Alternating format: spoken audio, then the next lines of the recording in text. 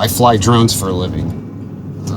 Very fortunate. I get to do something I'm passionate about. I've been flying drones for 10 years, and I work for Valmont Industries.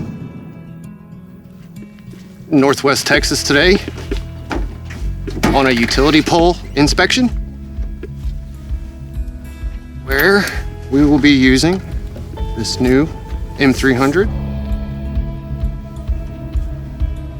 Our inspections require that we check each one of these structures going down the line.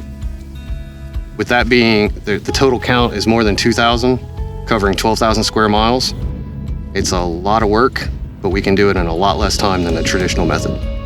With the increased zoom and the higher resolution, I believe that we'll be able to find smaller defects.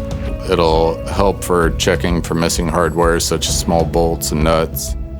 Instead of having to reset and focus for each area of interest, I'm able to select a broader area, and then it will do those individual photos for me with the focus.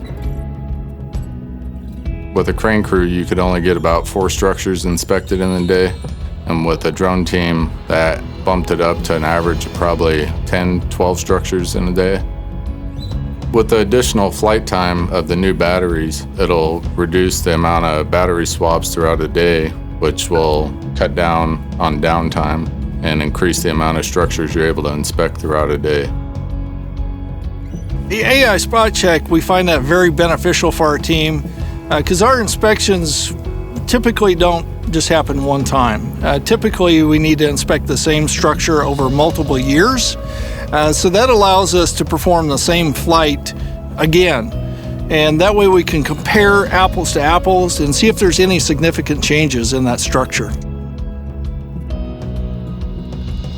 Drones have changed the inspection industry. They make the inspectors more efficient, faster. I love doing it. It's allowed me to spend more time with my family.